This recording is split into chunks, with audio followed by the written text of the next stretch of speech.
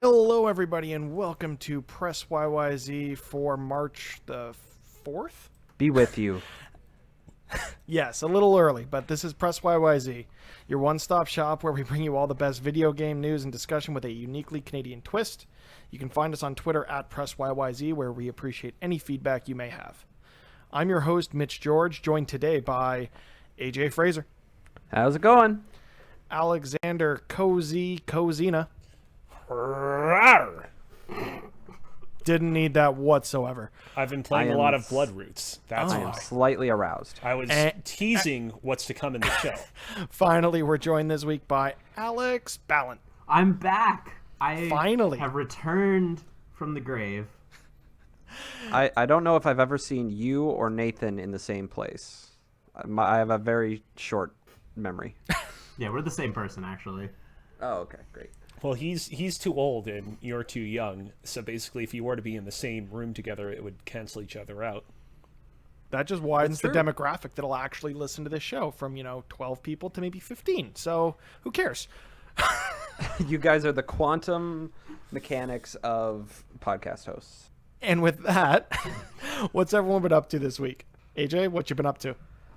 Well, over the weekend, I took a bit of a long weekend and went to Texas. Yeehaw! Yeehaw is right. I only saw, not to get too political, one MAGA hat, Oh. which was fun. But I was about an hour south of Houston in a little town called Galveston for the majority of it. It's a little it's an old oil rig town island community, and they got beaches and hotels and stuff there. So I went for the warmer weather and everything. It didn't get too hot. Everything was pretty well hovering in the high teens, like low 20s. I mean, it was which it was pretty pretty comfortable. warm here while you're away. So it's not like we were loving like the +2, +3. It was lovely. Wow, that's amazing. I mean, for March, it's not too bad. Oh yeah, absolutely. I mean, hey, global warming's a good thing, right?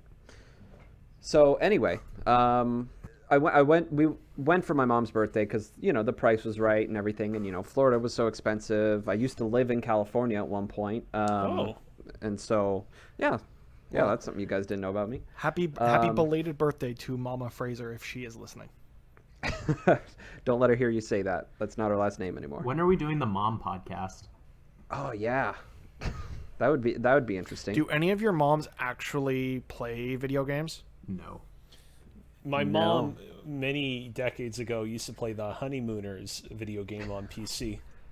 My mom used to play Duck Hunt, and she really enjoyed that. So my sister and I had our mom play Mario Kart the last time we had one of our Switches at the house, and she was consistently finishing 11th or 12th with all of the assists turned on. So, yeah, I don't think a mom video game podcast is happening anytime soon. I will say, like, some time ago, I tried to show my parents how to play Minecraft because both of my parents are architects, and I figured, of any video game, you might actually appreciate this one because there's a very minimal amount of violence and there's a heavy emphasis on creation. And they just couldn't wrap their heads around how to, like, both move the camera and walk at the same time. Like, they would do that thing where they would move forward, they would stop, they would turn the right analog stick, they would move forward, they would stop, they would turn the right analog stick, and eventually, just after a point, I was just like, all right, this isn't the game for you. It's always that second analog stick. Like even like my mom can be good at some racing games, not necessarily Mario Kart because I think like the items and stuff and the somewhat need for drifting if you really want to do well kind of gets in the way of that. But something simple like an old I remember playing. It was an old Xbox game. There was some ATV game that she actually enjoyed playing. But the problem was all she wanted to do is play on one specific track until she got good at it before she moved on to the next track. Oh, And it's just man. like that's not how games work. So, Texas, let's get back to that. How was the trip? Did you get up to the traditional Texas stuff? Guns and barbecue and, kissing your sister? Yeah, that's Alabama. Thank you very much. But Sorry, Texas. Yeah, so I went to a shooting range. I didn't do anything too crazy. It was just a pistol. It's my first time at a shooting range, firing a gun for real. It's pretty scary. It is. It's very Like guns in Canada, that's not part of the culture here. And I was in Texas last year, and I kind of to the same point as you. It was bizarre to shoot a gun. Like we did a pistol and a rifle, and it was a lot. Like it was pretty overwhelming. I got a couple good slow-mo videos. I just wanted to kind of see like how my body reacted to the recoil and whatnot, and like it's not really affecting you, right? Like yeah, you feel your hand go up, right? But that's about it when there's a little bit of recoil. But specifically, just how much it reverberates all the way through your arm, it's pretty interesting to watch. Yeah, you're pretty sore by the end of it too, which is kind of weird. Yeah, you get through a couple boxes of rounds, and yeah, absolutely. Yeah, the gun that I had, I'm not entirely sure what it was, but it had. What I appreciated about it is it had an automatic safety that you actually have to grip the pistol itself to disengage the safety, so you can't. When you take your hand off it, the safety's automatically engaged, and that was I was absolutely okay with that. Anyway, guns were fun. It's something my mom wanted to do for her birthday, and you know I made it happen. What a good son. Yeah, I know. Fantastic. Pulled my travel points to make the whole trip happen, which was great. But yeah, no. It was me, my mom, and my girlfriend. We had a great time going to the beach. The Galveston has a pier, not. It's a lot smaller, but not too dissimilar to like the pier in Santa Monica, the Santa Monica Pier. Right. With the rides and stuff. There's a Ferris wheel at the end of it and things like that. It's a lot smaller, more condensed, but you know, it gave me reminded me of those California vibes and stuff, which was really really nice. But yeah, other than that, you know, we went to an aquarium, Moody Gardens out there. That was pretty fun. I guess through all this traveling, you probably didn't have much time for gaming, which is the whole, premise of this show, but... Yeah, not too much time, but I made a point to actually test out, specifically Stadia, on public Wi-Fi in airports. So I tried it in Toronto. The Toronto free public Wi-Fi worked absolutely phenomenally. Stadia works on that public Wi-Fi. Then I tried it again in Atlanta where I had my layover, and it absolutely worked. No issues, no nothing. I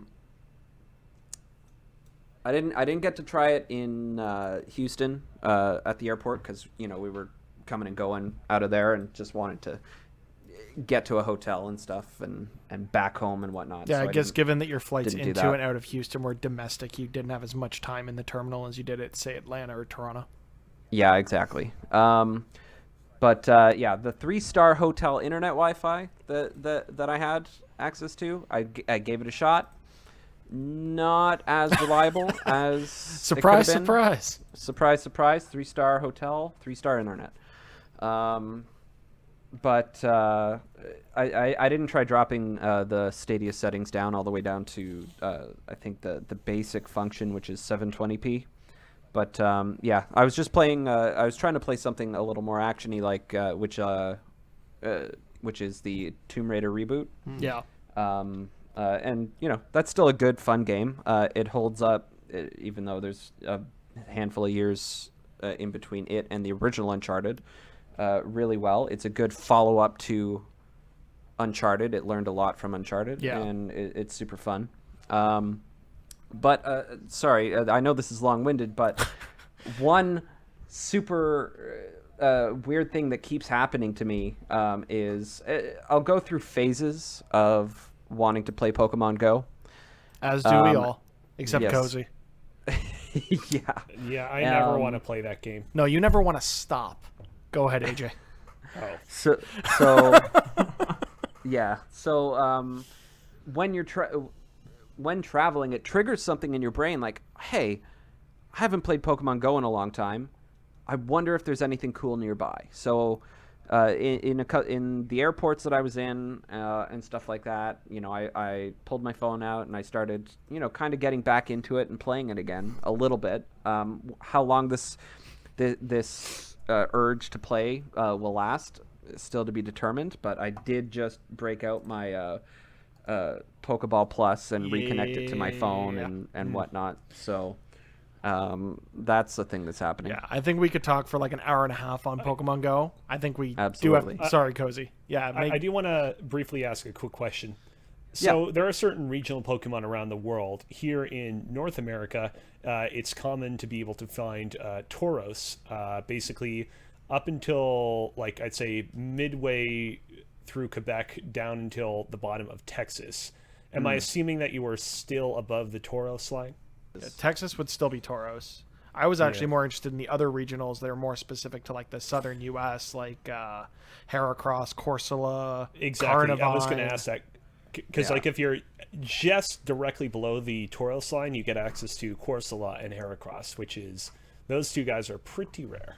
Yeah, unfortunately, I did not see any of those. I did do one raid in an airport, and I got a Charmander with a birthday hat, which is great. Cool. And I named him Houston after the town I found him in. Yeah, we're going to talk about that Pokemon in a bit. Trust me. Absolutely. Yeah, I think so. Just, quick tangent. Kozi, I've got some of those regionals from when I was in Florida. So if we ever, nice. meet up, I've got some extras for you. Don't you worry. Okay, I'm going to warn you, I've gotten a lot of regionals myself through trading, so you might be surprised by what gaps I'm missing, but certainly I'd be more than happy to trade regardless. Fair enough. Okay, Kozi, since your list is not nearly as long of the things you've done as Alex, what have you been up to this week? That's who? Yeah, so the two big games that I've been playing this week that I haven't really talked about previously are Dreams and Bloodroots. I decided to get Dreams because it was brought up recently on another podcast I recorded, like, hey, considering that you're going for the Kind of Funny Up-and-Comer nomination, have you shown much of an interest in Dreams, considering that, in the past you've made video games for KFAF, and Kind of Funny right now seems pretty into Dreams. And, like, I feel like I kind of need to get into it, and eventually, after the most recent Pokemon Go Community Day, I was downtown, I was near an EB Games, and eventually it was just like, screw it. And I just went in, purchased Dreams, brought it home. And I've been having a lot of fun messing around with it. And by messing around with it, I mean almost exclusively playing other people's dreams and holding off on the creation side of things. I have a question about Dreams. Sure. You said you bought it at a store, physically. Yeah. What made you want to buy it physically versus digitally, or even in the early access when that was a thing? I mean, to be honest, it was so, like, with regards to her whole early access thing, at the time I think that I just, like, when it first went into early access, what motivated me to get it a few weeks ago, my whole, like, Kind of Funny Up-and-Comer campaign, that wasn't really something that was on my mind.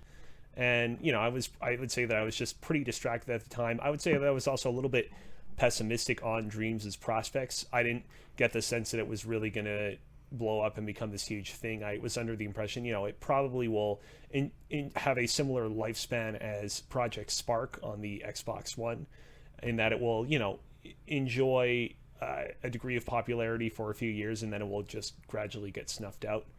But obviously that didn't happen. It's remained pretty continuously popular, and it seems like it has legs and is going to be with us for some time to come. And so that's why I kind of held off on getting it in early access. And with regards to why I got it in store, I mean, it was just kind of a thing where, like I said, there was an EB Games nearby, and it was a spur of the moment thing. Right place, right time for them to get your money. Stars aligned. Yeah. And so far, I've been enjoying a lot of the Dreams that people have made. I will say they are... I'm of two minds, or of one mind. I do think that it is a little bit perhaps ever so slightly overblown how great some of these dreams are. Some of them have their rough edges. Well, a lot of them have the rough edges and corners and aspects about them that is not as polished as they could have been. I remember during the early access period for this game, one of the games that was made during it, one of the dreams I should say that was made during it, was a full version of Silent Hills, the game that PT from Hideo Kojima was supposedly teasing. And I've been playing through Silent Hills on stream for the past couple of weeks, and like for effort, it's really impressive how they took what little like material there was in the PT demo and managed to turn it into a game. It's not that impressive. Like, I'm just gonna go out on a limb and say it. It's when you play it, you'll be like, okay, this is like, for the amount of, there clearly an incredible amount of time and effort went into this thing's creation. It's not something that would hold up to any actual legitimate Silent Hill game. But I'm excited to see what gets made next in the platform. It's clear that it's still in its early days and that bigger and better games have yet to be made on it. So the next game that you mentioned is one I've actually been really interested in hearing you talk about, and that's Bloodroots. Full transparency, a code for this game was provided to the podcast crew, so take anything Kozi says with a grain of salt, but I'm still very, very interested in what you got to say. Yeah. So my relationship with this game is interesting in that I actually first played it, I'd like to say maybe 8-9 months ago at this place called Gameplay Space in Montreal. Basically, Gameplay Space is a gigantic space. Damn it. I was trying to think of a better word than just space. Basically, it's an office that allows a bunch of smaller independent developers located here in Montreal to work together collaboratively on their own independent gaming projects and receive mentorship and training from like older senior industry people in Montreal, and basically show off and get feedback on their games from both other people in the space and also from the public.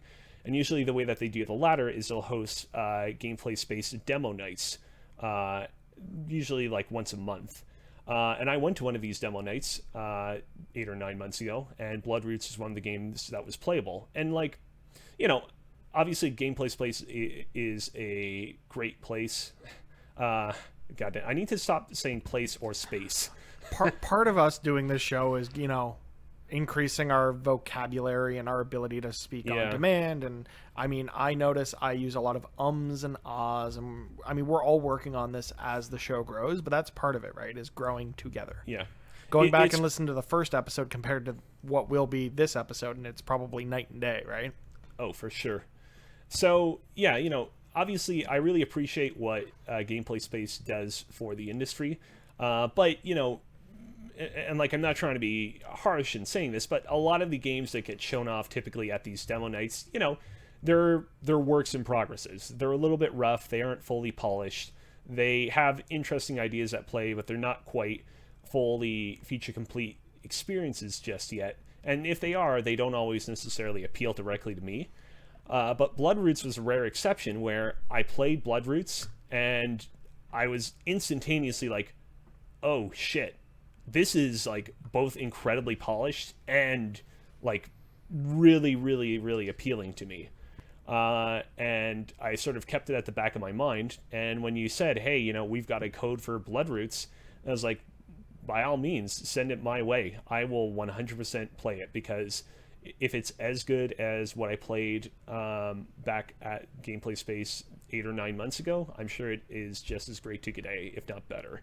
So this is an action game sort of in the vein of Hotline Miami and things of that nature, right? Where you're using the environment to progress and combo and kill all the things, essentially, right? Yes, that's correct.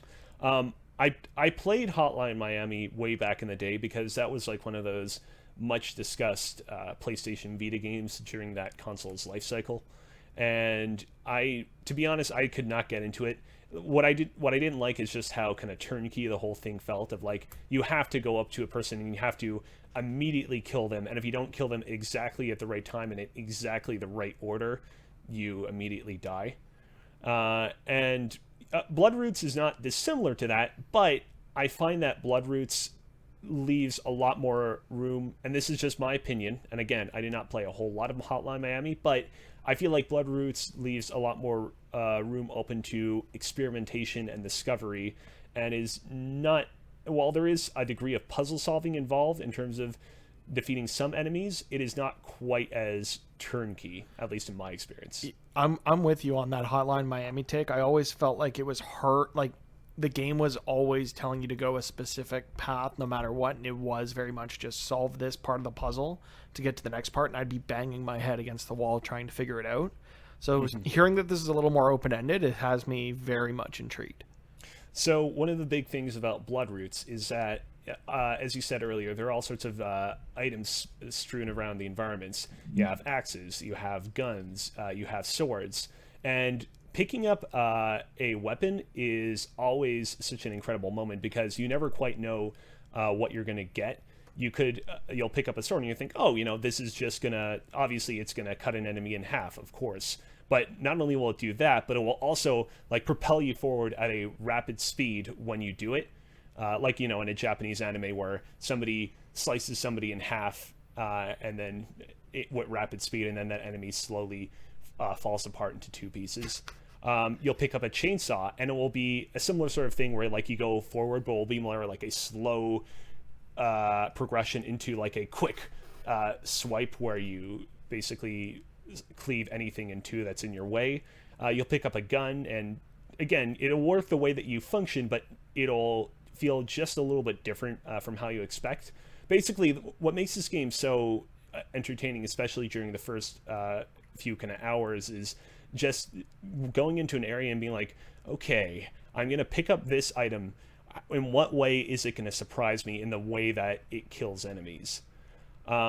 And what also is kind of impressive, and I did not know this going into it based on the limited demo I played a few months ago, is that the game eventually starts forcing you to use all of your weapons' unique functionalities to perform some basic platforming.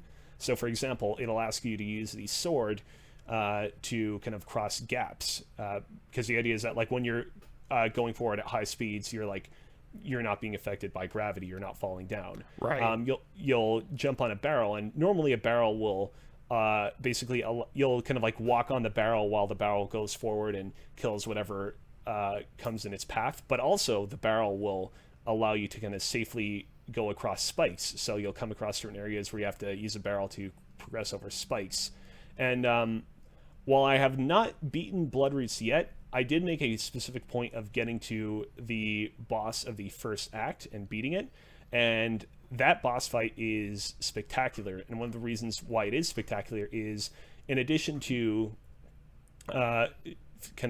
giving you a wide array of weapons and making you go ham on pretty much every enemy type that you've encountered throughout the levels of the game thus far, it also forces you to use all of the kind of like knowledge of the weapon's secondary effects, that the barrel can go across spikes, that the swords allow you to cross gaps, and use those as well as you face off against the final boss.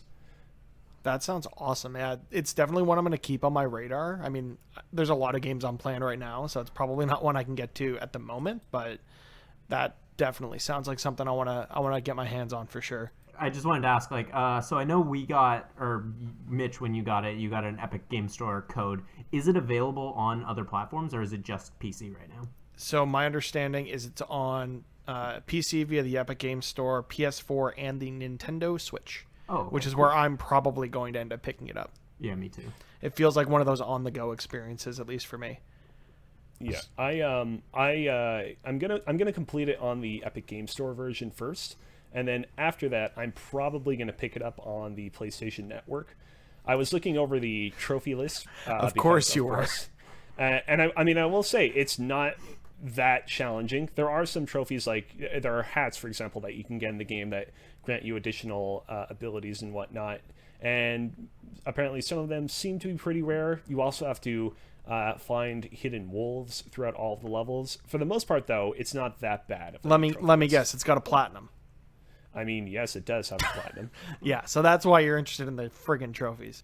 Yeah, but it really like, I was fearful that there were going to be trophies of like complete the entire game without dying, complete the entire game in, I don't know, 30 minutes or whatever. But yeah, there's not anything nearly as bad as that. So it's an approachable trophy list, which sounds, encouraging that developers are getting away from these sort of limiting trophies of do things that only like 0.01% of your players are going to be able to do. Yeah. Just to be able to say I got the platinum, which I appreciate. Now I know it's been a few weeks and this list is very, very long. So Alex, quick fire. I'm going to jump into a couple of these, so my section's a lot smaller, but Okay. What have you been up to over the last couple of weeks? Okay, so because I missed last week, the reason why I missed last week was because I went and saw Cats again in theaters. Why? Because Are we not more entertaining than Cats? and not this version of Cats, because it was a lot of drunk people all yelling and very rowdy at the screen. It was a burlesque show, so there were people hell? stripping. It was What? wild. That sounds like a terrible movie watching experience. I went in kind of buzzed because I'm like, there's no way I'm doing this sober, and I forgot all of the.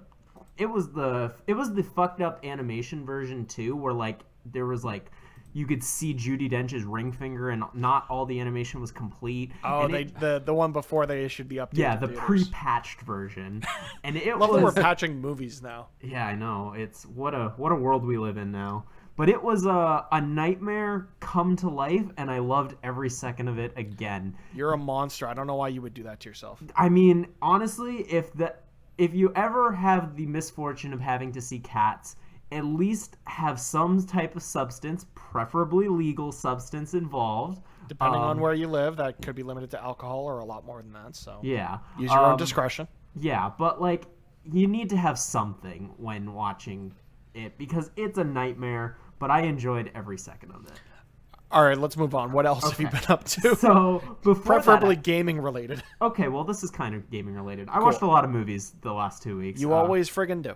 Yeah. Well, either way, this is one I actually saw with you. We went and saw Sonic the Hedgehog. Yeah, we And you did. saved the conversation for me, which I really appreciated. I did because no one else on the show would want to talk about it with me. But yeah, so you and I went and we saw Sonic the Hedgehog with a bunch of other kind of funny best friends. And it was a lot better than I expected it to be. Yeah, I was kind of expecting it to be a complete dumpster fire, and it really wasn't.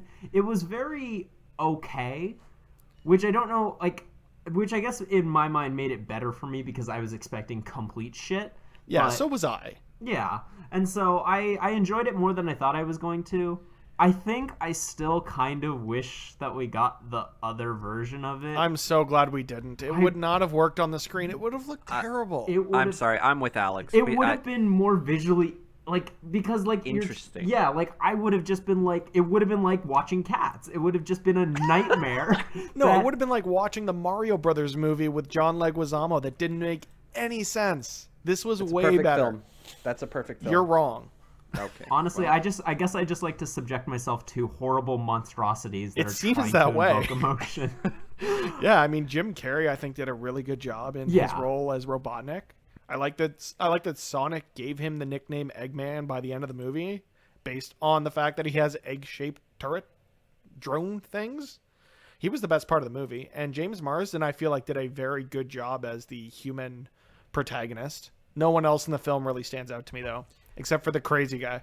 It's nice to see him do something that's not Cyclops and getting screwed over as Cyclops. So you know what? I'm okay with him in that. Did Sonic kiss a human like in Sonic 06? No, thank No. God. That's for the Okay. sequel. They're He saving does have that. he does have a very touching moment with a younger character in the film who gifts him his signature sneakers, and that was nice. Ooh. Like there's nothing about the movie that was utterly trash, but there's nothing that makes it stand out. There's just these little moments that are nice. It was a nice movie. It sucks though that the bar for video game movies is so low that Sonic is considered the best, and it honestly is. It's not. I would say it's probably the best video game movie. I would argue with you and talk about. Let me give me a second to talk about the one thing I saw this week, which was to tie into Pokemon Day and the events that they had in Pokemon Go and Pokemon Sword and Shield. Arguably, the best thing to come out of Pokemon Day 2020 was the fact that Pokemon Mewtwo Strikes Back Evolution. Is that the one that looks like a monster fire of anime? Like, it looks really ugly. It's a 3D animated film that is a remake of Pokemon the first movie, released on Netflix in most markets, I believe. And it was really good. Is it like a complete shot-for-shot remake? Pretty much. There were some things that I noticed, like during the fight between the Venusaur and the clone Venusaur, the Venusaur uses Energy Ball, the clone Venusaur uses Leaf Storm. Those moves didn't exist in Gen 1, and I'm getting nitty-gritty with some of these nitpicks. It was a good movie. It was a good movie when it came out, and the remake was also very good. I have a question. So, from what I understand, this movie is like an hour and a half long, correct? Roughly. Is there any like interesting new content in that hour and a half that was not present in the original version of the movie? No, but the animation is like you said. The animation looked god awful, and I agree that the human characters do. But the animation that wasn't me, for the record. Well, sorry, yeah, Alex said that. The other Alex that isn't Kozi. This is tough. Okay, I'm doing my best. You're surrounded by three of us. I know. I'm the only non-Alex on the show this week. What a loser. No, I'm the individual. I stand out. The fights, the combat in the movie was actually really well done. Like, it was shot for shot, more or less, a remake, but I still really enjoyed it because that was a movie I really haven't seen since I was a kid, and the nostalgia all just came rushing back to me. It was really, really nice to sit down and watch that. Okay. The only reason I asked that is because I love the Pokemon movies growing up, but one thing that I kind of took note of, especially as I grew older, is just how short some of those movies are. Yeah. I'm pretty sure that the second one, Pokemon 2000, The Power of One, is only like an hour and 8 minutes long. And that's the perfect length for a Pokemon film, I would argue. I mean, it is. It is, especially when you get older. But it's kind of shocking that these, gigantic movies, which seemed so momentous at the time when you first saw them, are like barely more than 3 episodes long. Yeah. I guess. Okay, Alex, what else have you been up to this last couple of weeks? Okay, I'm gonna rapid fire through these. I finished Guacamelee. Very fun. Yay. Very fun game. It's a lot more linear than Hollow Knight, which I really appreciated because that's what I really needed at the time. And also just doing wrestling moves on skeletons is always satisfying. It was a very satisfying experience. I can't wait to play the second one. I started Katana Zero. I already played some of it beforehand. Katana Zero is great. It's like a neo cyberpunky kind of like game where you play a samurai, and it's just a lot of fun. I'm really enjoying it right now. I just love the aesthetic of it and the music, and it just makes you feel like a badass because one of the really cool things about it is every time you complete a room, it shows you the replay of it without like any of the, because you have an ability to like slow down time and stuff. It doesn't show any of that, so it makes it look like you're way more badass than you actually are. Really like it. I can't wait to get to the end of it. I'm probably pretty close. Awesome. And finally, well, I'm gonna cut one of the things that I did. I watched Casino Royale, Quantum of Solace, and Skyfall. Good movies, one bad. But finally, and this is something you can jump on, Mitch. Yes, it is. Let's do it. We both played the Final Fantasy VII Remake demo that just came out. It's so good. Yeah, it's really good. Now, I never played Final Fantasy VII. I have no reference to it at all. All I know is like the one big spoiler to the game, which I won't say because now it's going to be relevant again. But I know that, and that's about it. And oh my god, that game is really, really awesome.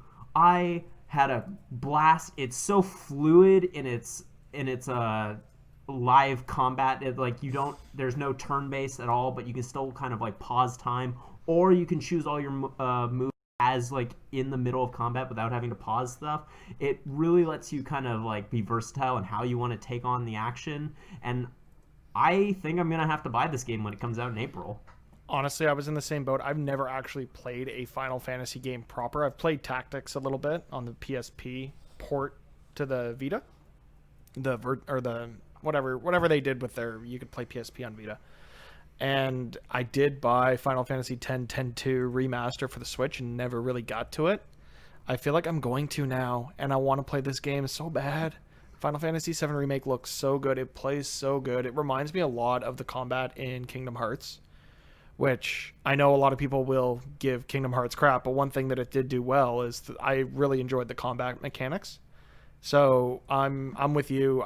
My wallet hates me right now, but it's going to be a little lighter come April. And oh God, I'm not looking forward to it, but March. I am. I mean, this month already it's screaming Animal at Crossing me. And Doom on the same, mostly Animal Crossing, but also Doom on the same fucking day too.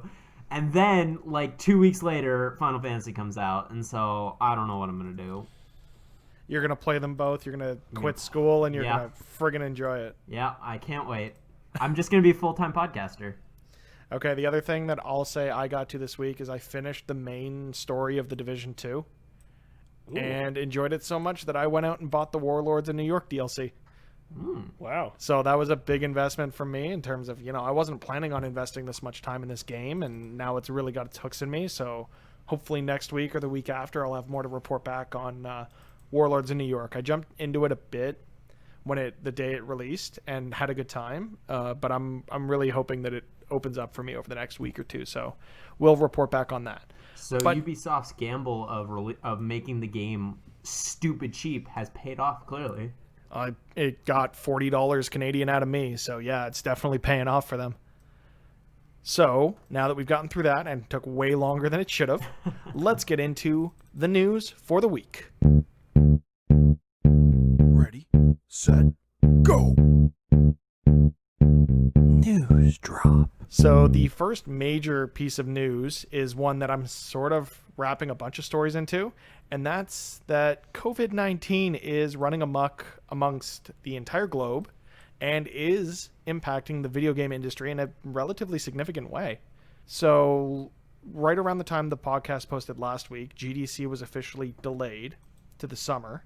I would argue that it'll likely end up getting canceled, but at the moment, officially delayed, and the industry has rallied around individuals who were going to either give talks or had already invested a significant amount of money into attending GDC and will be offering different ways online to share amongst themselves, which is really nice. That news being pulled from gamesindustry.biz from James Batchelor. And essentially, a bunch of different smaller organizations are setting up ways for people to share their content online and still do the networking that they would have done at GDC, which is very cool. And towards the end of this, I'll ask you guys a question related to this. The next little bit of news around this is that the ESA had been saying they were going to move ahead with E3 2020 despite the coronavirus concerns, which was actually updated just hours before we recorded this podcast. So the city of Los Angeles has declared, and let me find the article so I don't misquote and scare anybody. They have declared a state of emergency, and the ESA has issued a new statement on the situation surrounding E3. They will continue to monitor the situation with the CDC and the WHO, and honestly, at this point, I can't see E3 happening this year either, which is crazy. I think it was fortuitous on Sony's part that they started doing these PlayStation Direct style presentations, because now they can do a similar one for this year's E3 and nobody's going to think it's that weird. So the question I want to ask you guys is, with GDC, pivoting and being mostly online this year due to people making the arrangements to be able to share that stuff online, and then you have to imagine a bunch of developers now are going to move their presence that they were planning on activating around E3 to the web. Is this the end of E3? I mean, I feel like we've been asking that question every single time something happens. Right, but I think this time it's a legitimate question to ask, because if it doesn't happen this year and developers see that they can do this themselves and not spend the money, do we think E3 is dead? E3 was already kind of on life support. I remain hopeful that it can continue in some fashion where, as an event, that the industry gets together and announces all their things, and we as gamers can rally together and celebrate everything that we love and everything coming out at the end of the year. But honestly, this the coronavirus with regards to this, like I said, E3 is already on life support. Like this just made things a lot more dire for sure. I mean, I think a lot of ways the Game Awards have kind of taken the place of E3 in a lot of respects, of having like a lot of industry people all coming together, announcements for future games all being unveiled. And so I think having a more sort of like a better cause to, because like the purpose of E3 is irrelevant now, because it used to be a trade show and now they don't need that anymore. And so having all of like the fun parts of E3 that we all like being more centered around the Game Awards, I think is probably the best case scenario that we're going to find to have an event like it.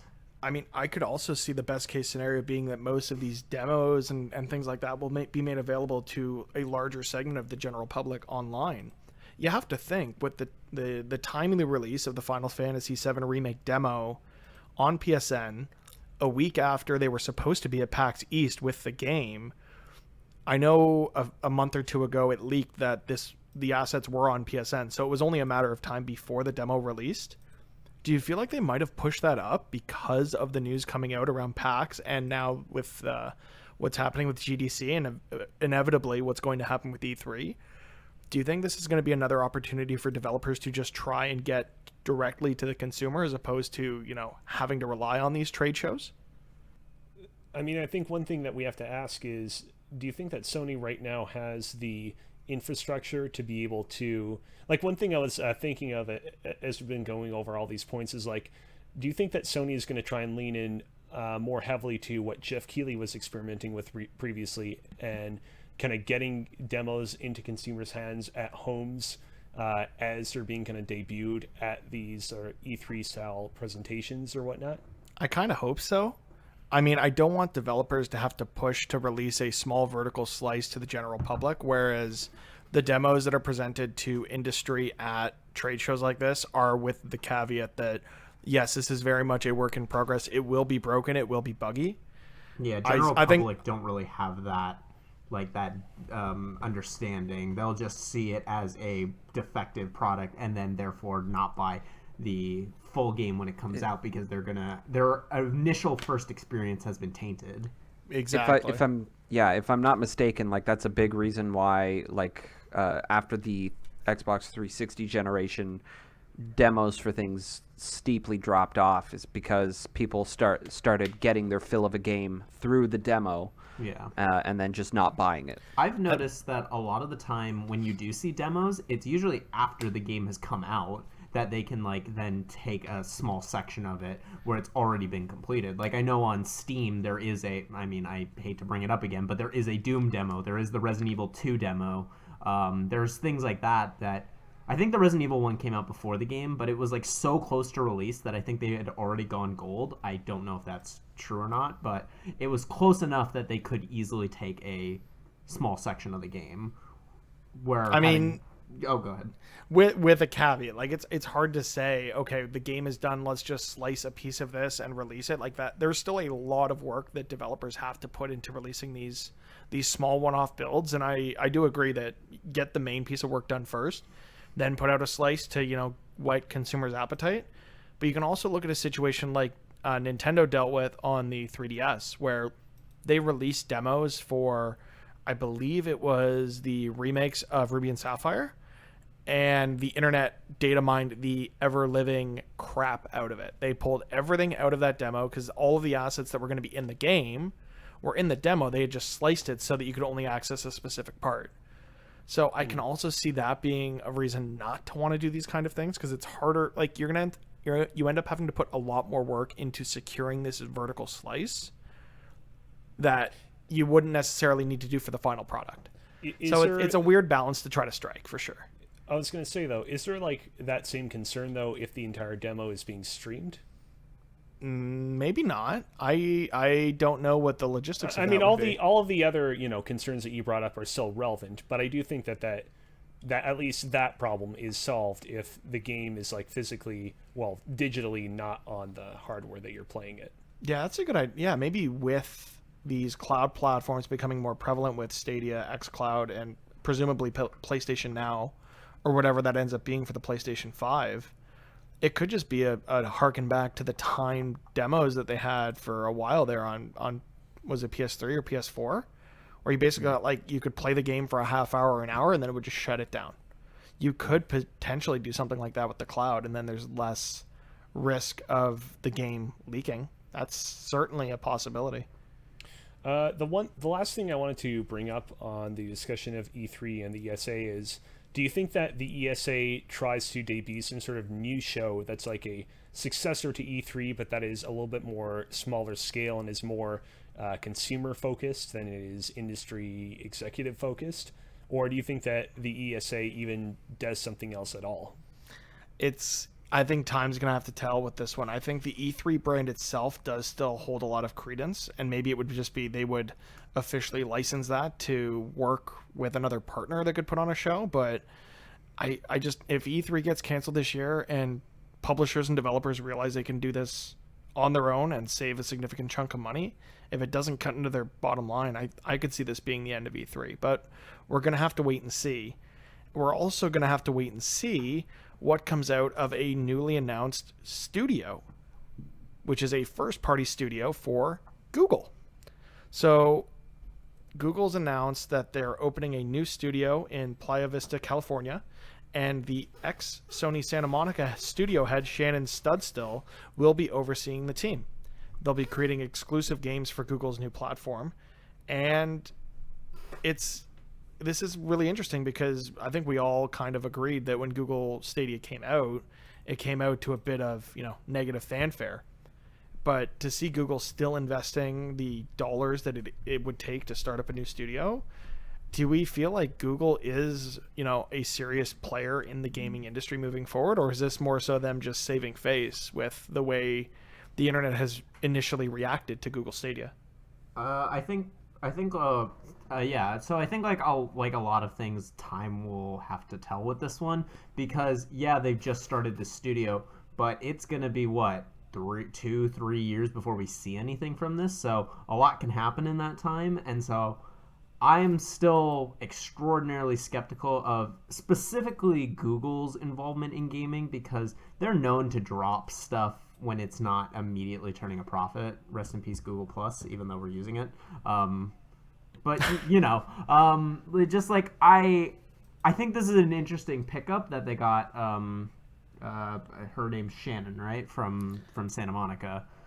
Shannon Studstill, yes. Yeah, Studstill. I think that's a really interesting pickup. They've got a lot of talented people that they've been accumulating, but so far we haven't seen anything from them, and so that's what still makes me skeptical. Yeah, because this news release actually came via a Google blog post from Jade Raymond, famously of what'd she work on again? Ubisoft. Oh, yes. yeah. Assassin's Creed. Yeah. Yes. It's another person who we haven't seen anything from. With the fact that she's heading up, she's the VP of Stadia Games and Entertainment is, a good sign to get someone who's such an industry veteran, as well as the fact that, like, this isn't they also started their first internal development studio in Montreal last October, as well as in December acquired another Montreal developer, Typhoon Studios. So, I mean, they're throwing some major dollars and cents at the Stadia project, but only time is going to tell if this ends up being a success or not. Yeah. Also, will anyone even be using Stadia by the time that these games are ready? That is fair, but you know what people are still using? Their PlayStation 2s, which celebrated its 20th anniversary this week. Happy birthday. Happy birthday to the PlayStation 2. Happy birthday. The PlayStation 2 is a retro console. Bon fête. Ouch. That Ouch, hurts. Alex. Yeah. Ouch. Like, I mean, technically, if you think about it, so is the Xbox 360 and the PlayStation 3, but I don't want to get into that. I pulled this out of the closet today because I had a hankering to play some GBA games. What is that? No one can see that. What I am holding up is my DS Lite. And you could even look at the DS, even though you could still play these games on the 3DS. That is a retro console. And I know, Kozi, you're going to pull yours out because you've still been playing Pokemon Emerald. Am I right? Oh yeah. Spoilers. I just know him pretty well at this point. Aw. So what I wanted to ask you guys on the 20th anniversary of the PS2, what is, for you, the definitive PS2 game? Like, what had the largest impact on you as a gamer and got you to the point where you're recording this barely listened to podcast tonight? As Alex leans out of frame, I will jump out of the woodwork here and just say GTA Vice City was the Ooh, that's a good one. biggest one for me growing up. Like, I never had my own PS2, unfortunately, but like Vice City was the one everybody was talking about when I was in elementary school, because I'm an old fart at the moment. I mean, I wouldn't say that makes you an old fart, but I mean, hey, I'll be 30 this weekend, so I'm kind of old. well, happy early birthday. Thanks. All right, Kozi, what's your definitive PS2 game? I mean, it's pretty unequivocally Kingdom Hearts 1.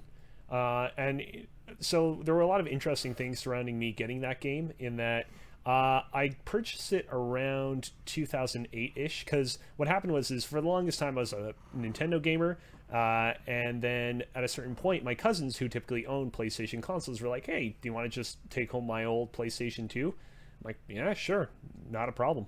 So I took it off his hands, and I'm like, I want to get some, because he passed along with it like copies of Grand Theft Auto Vice City and Grand Theft Auto San Andreas and a couple of other licensed games, but I wanted to get games of my own to fill up my collection. At the time, you could still go into like an EB Games and get shrink-wrapped copies of like Shadow of the Colossus and Kingdom Hearts 1 and other PlayStation classics. So the thing that stands out to me with that generation is not even just going into an EB Games. It was going to Blockbuster. Oh, Or Rogers Video up here in Canada and renting Wow. piles upon piles of video games. That was Jumbo for me. Video. Oh, Yeah. not With so the much. popcorn? Come on. Go ahead, Cozy. I just wanted to bring that. Like, Anyways. I miss renting games. Yeah, and it was, I'm not going to talk too much about it here, because I'm sure I'll talk more about Kingdom Hearts in the future. More like Kingdom but- Hearts. Oh! We're gonna have a hot takes episode, and we will discuss some of these things, I'm sure. But Write anyways, that one down. what was funny about it, though, is at the time, I didn't really know what Kingdom Hearts was. Later on, I would recall actually seeing GIFs and images of it online, but at the time, I'm like, oh, I've never really seen or heard of this game before. And I picked it up totally on a whim, and I brought it home, and it really got its hooks in me. And that experience stands out to me, because I feel like nowadays, if any of us are going to pick up a game from a video game store, we're going to all do extensive research into it beforehand. But that was a case where I purchased it without doing almost any research, and it totally paid off, and I really enjoyed myself, and it definitely broadened my horizons to the fact that there were really special, heartfelt experiences on platforms other than Nintendo's. So for me, I have a very interesting story specifically around Kingdom Hearts. I remember to this day, I went into Blockbuster, I rented it, and I couldn't get off the first island. I spent 3 or 4 days trying to figure out how to get off that stupid and this is me, 10, 11-year-old kid not knowing really what was what when it came to that game, because that game came out when I was 10, which makes me feel old. But yeah, that is the like I did eventually go back and finish it when I was playing all the games leading up to the release of Kingdom Hearts 3, but that is like my most vivid memory of that franchise, is that I was a dumb kid and couldn't get off the first island. All right, Alex, I know you were still a baby when this system came out 20 years ago. Yeah. Do you have a definitive PS2 game or experience? Here's the thing: is I've never played a PlayStation 2. Like, holy shit! I grew up with an original Xbox. Like, I had Hell yeah! So like I had never, the first PlayStation console I played was the PlayStation 3. I've never even touched a play. I don't think I've ever seen one in person. Everyone owned a PS2 because it was the most efficient DVD player to buy. It wasn't literally- even for the friggin' games. Everyone had it as a goddamn DVD player. Apparently, I lived in fucking Bizarro land, because literally everyone on the block had Xboxes to play Halo System Link. Hell yeah. Yeah. You're wrong. You're too young, and I hate you. I'm gonna pick a game that was actually no. I played God of War 2 on an emulator last year. That's my answer. That's a shitty All right. answer. It was a good game. Very good game. It was a good game. You just stole my answer it to made- this. It made me it made me quite interested in Greek mythology that I've done a lot of research into since, because I was a big fan of Norse mythology ever since playing God of War 2018, and so I like seeing the parallels between Greek and Norse mythology. Can I say something quickly on God of War? Of course. That was, after playing Kingdom Hearts 1, that was one of the other games that I picked up specifically myself to play on my PlayStation 2. And I really appreciated the art in the instruction booklet for that game. Like, the instruction That booklet is for God of very War specific. 1 but it's really awesome. And, you know, it's too bad that unfortunately instruction booklets are no longer really a thing. Rest in peace. Well, given that Alex stole my answer of God of War 2, my definitive PS2 experience is going to be a little bit of a strange one too, in that it was Resident Evil 4. Oh. Because I did not own a GameCube. My friends did, but I owned a PS2. So when that game came to the PS2, oh my god, it changed my life. Like, that game is probably like the moment where it's like, oh yeah, games are for me. Like, I was the Nintendo kid where I played Mario, I played Pokemon, that was about it. It was getting Resident Evil 4 that I realized, oh yeah, no, games are more than just what I've experienced them as for the first 10, 15 years of my life. So that for me was probably the turning point. And that's why Resident Evil 4 for me is a definitive PS2 experience. Real quick, somewhat tangentially related to old video games. Just quickly rapid fire off. What's your first video game memory? Halo Combat Evolved Shit. driving around. Hell yeah. That's Yeah, a I good was one. driving around on Halo. It Kozi? was. All right, go ahead. Nope. No, Right, okay, Mitch? so mine was sitting in my cousin's living room, being given an original Game Boy in the big old monster carrying case with all the games in it, and popping in. It was either Alleyway or Tetris. That's really good. Oh my god, those! And for those who aren't familiar, Alleyway was essentially a brick breaker for the Game Boy, starring Mario. Oh, wow. So you would start the game, and Mario would run over, he'd jump in the little bar, and then you would just play brick breaker. And that was between that, Tetris, and Pokemon. That is all I played on my Game Boy. And Mario 6 Golden Coins, but I digress. I'm pretty certain that my first video game memory was me playing Pac-Man on a PC at somebody's house. Yeah, not much else to say there. Mine was, I remember specifically being like 3 years old and my dad showing me where that first secret mushroom in Super Mario Brothers was. The first hidden block secret mushroom in World 1-1. That's my earliest video game memory. Well, you could start making some new video game memories this month in the fact that there are a bunch of deals, and we are going to talk through those deals. Great.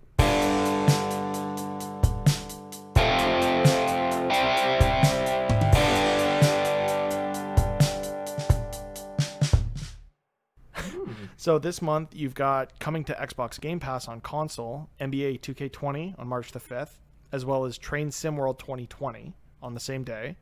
Ori and the Will of the Wisps will be available on Game Pass on both console and PC on March the 11th. And Piku Niku, which I've never heard of, will also be available for both console and PC Xbox Game Pass. On PC specifically, you'll gain access to the Lord of the Rings adventure card game, Mother Russia Bleeds, as well as Train Sim World 2020. I didn't read this thing ahead of time. That probably would have been a good call.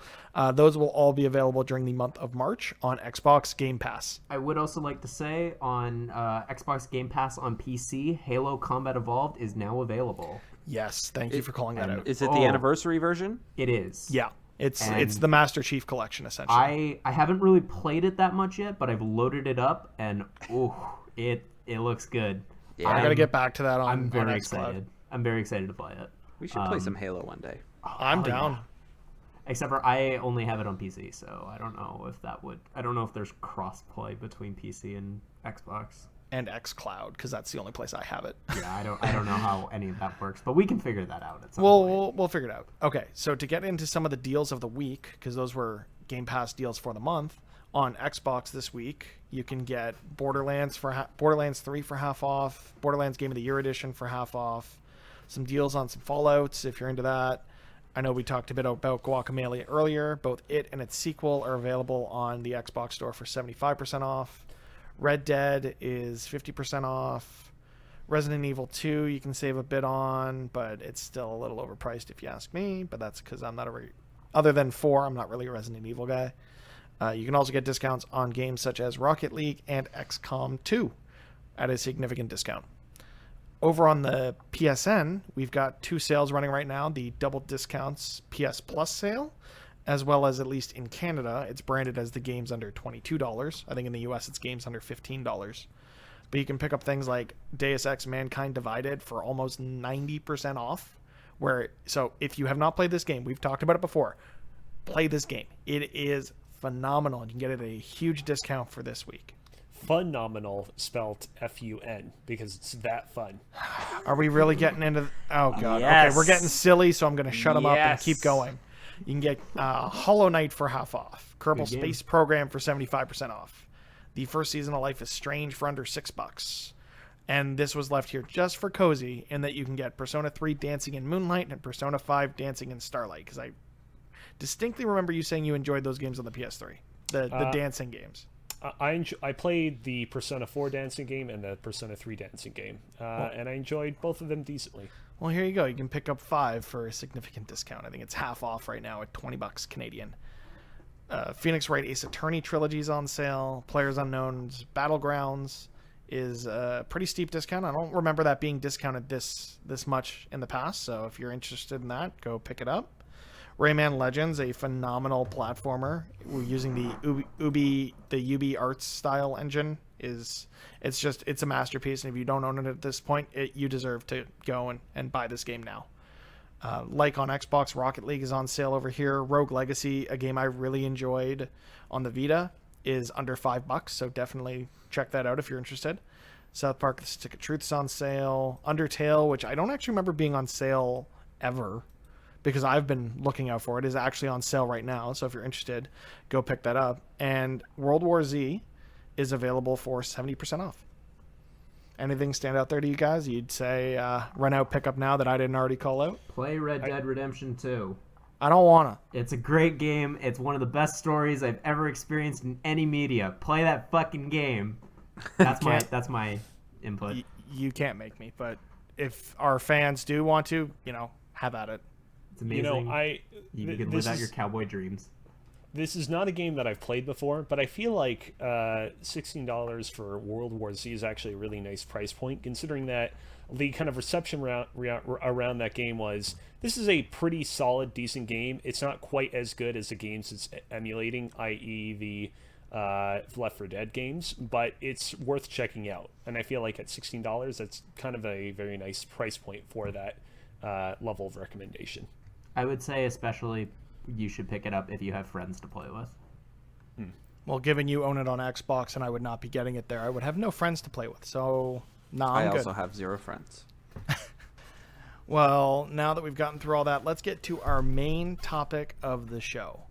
Given that this past week we celebrated what is a national holiday in my heart, and that being Pokemon Day, and we've talked about it for far too long on this podcast, you know what we should do?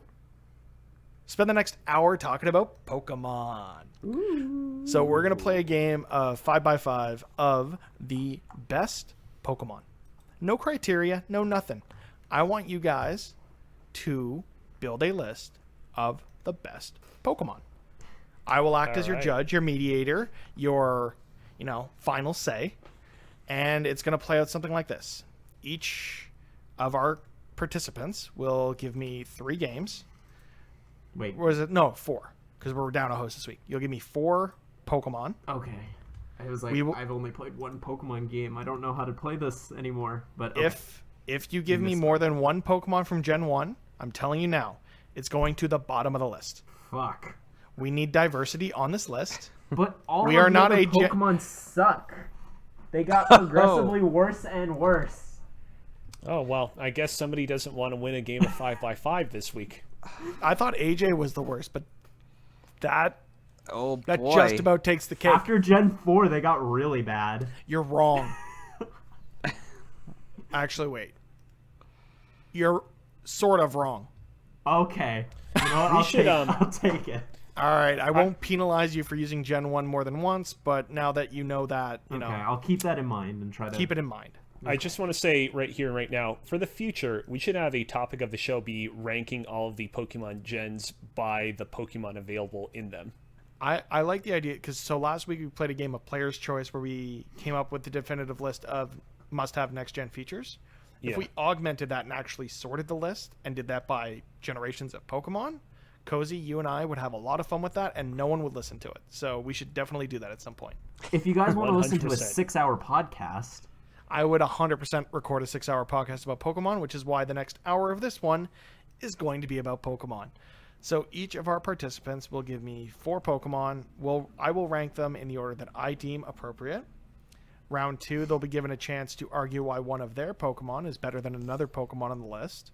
And if I like it, I might move things around. I might not. And then for round 3, round 3 is going to be fun.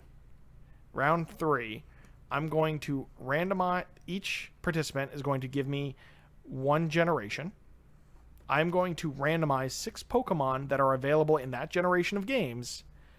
I, as the moderator, I'm going to pick 1 because I'm a terrible person, and they will have to argue why that is a good Pokemon. So, to get us started, because he was being a jerk, Alex, what's your first choice? okay, well, I feel like this is only going to go well for me. So I'm going to start with the GOAT, the greatest of all time. You better not get this wrong. His name is Alakazam.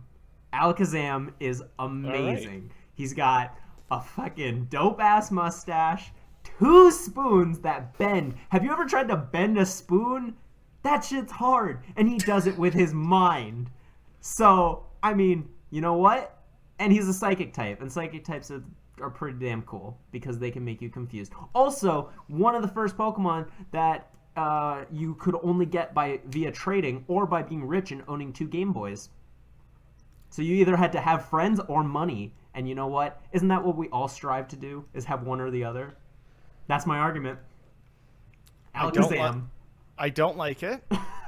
I can appreciate the argument. Alakazam is my favorite Pokemon, really. by the way. I can imagine so, is why you presented that first. But given that it is not my favorite Pokemon, Lame. For now, it's going at number 1. But we'll see if that lasts. AJ, give me your first choice. What's going on the list? Take it. My first choice is going to be my absolute favorite starter. It's not my first starter, but it quickly became my absolute favorite, and that is Totodile. Totodile is this super energetic, charismatic little alligator guy, and he's just absolutely adorable, and he evolves into eventually Feraligatr, and he just looks super badass and like somebody you do not want to mess around with. And water all the way, absolutely. In terms of starters, Totodile is the best starter in my opinion and should absolutely be on the top of this list. I can agree with you, at least with... So I am not one to pick types when it comes to starters. Generally, I pick the fire starter, but that's not always the case. Gen 2, I will agree with you that water is best boy. However... Oh, great. You identified Totodile as an alligator. Crocodile. Based on his name, Totodile is not an alligator, but a crocodile. But what? Wait. That does. But what about when he evolves and becomes Feraligatr? We're not arguing for alligator. We are arguing Totodile. Totodile is based on his name definition, his name components. It is based on a crocodile. For that reason, I have to put Totodile below Alakazam at number 2. Hell yeah. Thanks for having my back at least, Alex. Yeah. Don't worry. Kozi, the resident Pokemon expert that isn't named Mitch. What's your first pick? Indeed. So, thus far in the show, we've gone through generations 1 and 2 in Pokemon. So I figured that we'd get to Generation 3. In Generation 2, they introduced the Steel type, partially because everybody agrees that Steel types are great, and also because they wanted something to help counter the proliferation of Psychic type Pokemon in Generation 1. But I would say that it was only in Generation 3 that they truly introduced the best Steel-type Pokemon, and that Steel-type Pokemon is Aggron. Aggron is a gentle giant. He is powerful, he is incredibly cool-looking, he's covered in plates of armor that give him a menacing, dynamic, powerful feel, but if you read his Pokédex entries, you'll also learn that he is a kind Pokemon that generally protects his mountain or domain and wants nothing more than to be left alone and to live in peace. On top of that, moveset-wise, he's a pretty interesting guy. Obviously, he learns a lot of Steel and Rock-type moves per his typing, but he also learns a lot of other interesting special-type moves like Blizzard, Fire Blast, Thunder, and a lot of other things that can really take your opponent by surprise. That it? Yep. Cool. So there were some things I really did like out of that. The only thing that is kind of bugging me is, I just hate Aggron's stupid face. And it is next to useless in the only game where it's taking up space for me, which is Pokemon Go. It is constantly being recommended in raid parties, even though it's utterly useless. And for that reason, it has to go at number 3 below both Alakazam and Totodile. I mean, I'll have my opportunity to argue for him later, so. You will, of course, if that is what you choose. I But knew for it was now, better. Aggron is at the bottom of the list, and I don't see it moving. So, at the end of at the end of turn 1 of round 1, we've got Alakazam in first, Totodile second, Aggron third. Back to Alex. What Pokemon has to be on this list? Okay. Well, this is a 100% serious pick.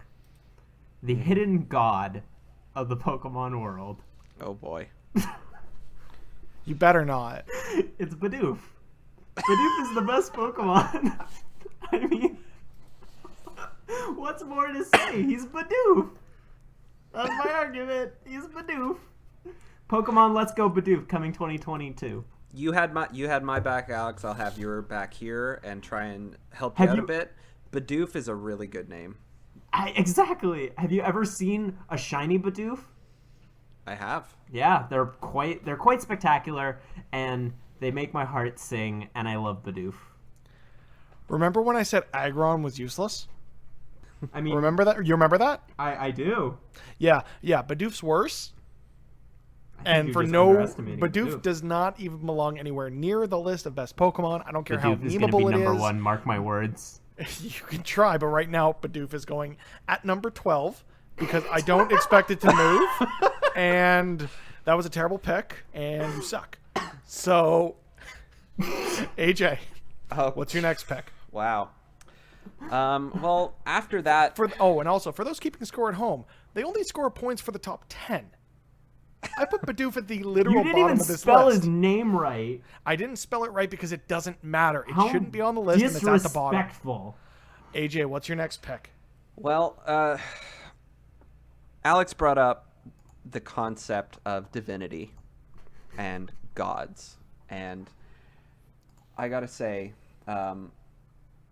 while there are in the lore of Pokemon that have been considered to be gods, and one that is by many considered to be the literal god, the one true god in my heart is Lord Helix himself. Ammonite from the Helix fossil, Fuck off. who showed up when Twitch played Pokemon. So why does Omanite deserve to be on the list, other than the fact it was on Twitch? Praise Helix. Praise me Helix. Glory Give to me the a- Helix fossil. Give me an actual reason. Please. I didn't want this to be a joke, and you're turning it into a joke. And I know this game is always a joke, but now it's a joke against me, and it's never a joke against the host, and I don't like it. So give me a reason. Well, I apologize for that, but the Helix fossil was always better than the Dome fossil. You always go Helix. That is the correct choice to make in the original generation of Pokemon. You let your little brother pick the Dome fossil in his game so you can get Kabuto and complete the Pokedex, but that's it. You need your Helix fossil. You need your good boy Ammonite. So, interesting about that is, yes, Lord Helix from Twitch Plays Pokemon was an Omanite. But eventually, it was an Omastar. Correct. It did evolve. So, given the fact that you've only played half of this battle, I can only give you half of the score that I could have given you at 2. No, I guess double. It's going at the bottom of the ones that are at the top. So I'm putting it in at number 4 because it's a terrible pick. Okay, but better than Bidoof.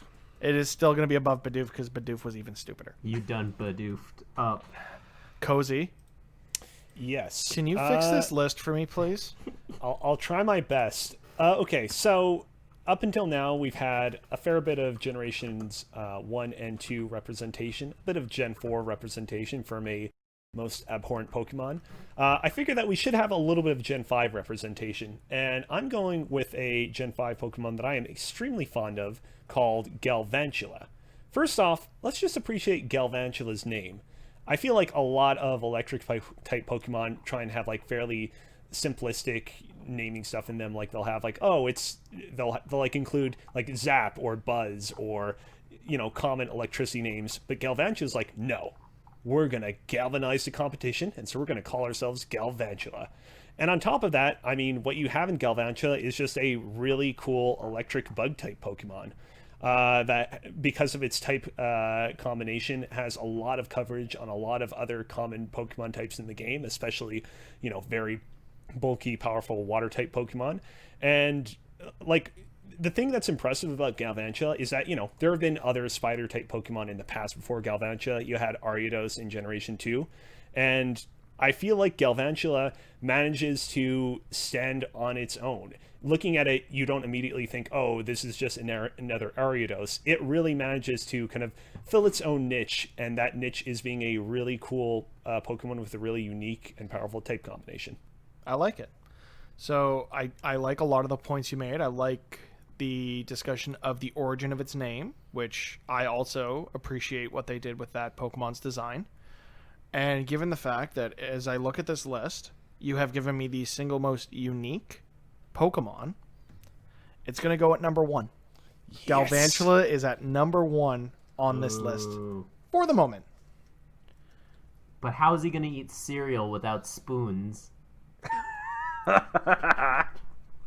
That was a real good one.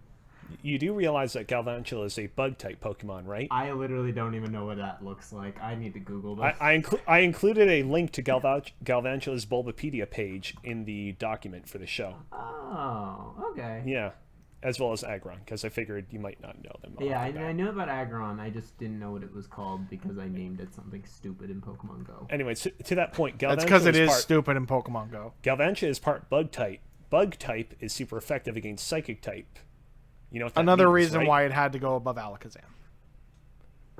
So as the list stands right now, you have at number 12, because it's dumb, Bidoof from Alex. At number 5, because we jumped a ways down the list, is Omanite from AJ. Number 4, we have Aggron from Kozi. 3, Totodile from AJ. 2, we have Alakazam from Alex. And at number 1, we have Galvantula from Kozi.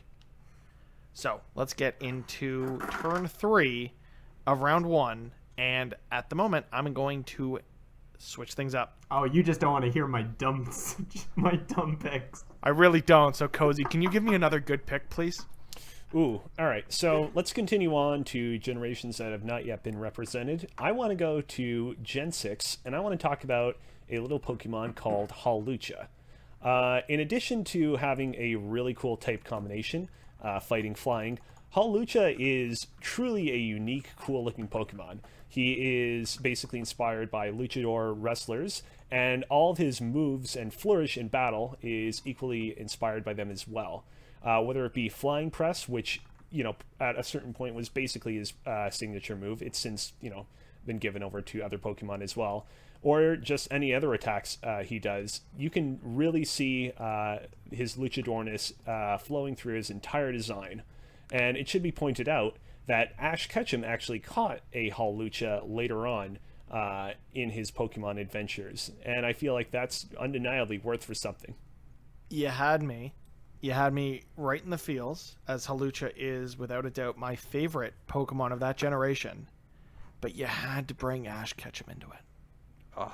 You had to bring the perpetual loser, the runner-up.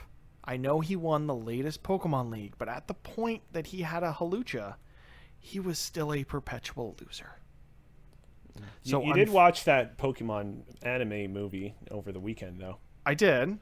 I didn't say I watched it for him. I will admit that tears welled up when he, intercepted both Mew and Mewtwo and was frozen solid, and all the Pokemon were crying for him, and the tears of the Pokemon revived him, which is weird, but it was nostalgic. Nevertheless, since Ash Ketchum sucks, Hawlucha has to go at number 4, below Totodile, but above Aggron. All right. All right, with that being said, AJ, I need another one of your picks. What's it going to be? Oh, well, Kozi's made a very good point of trying to choose something from multiple generations. So I figure I will go all the way back to the start and pick the one that fits in not every generation, but multiple generations. They've added to it and improved it and made it better and more versatile to whatever gameplay you want to play. And specifically, I'm thinking about Eevee.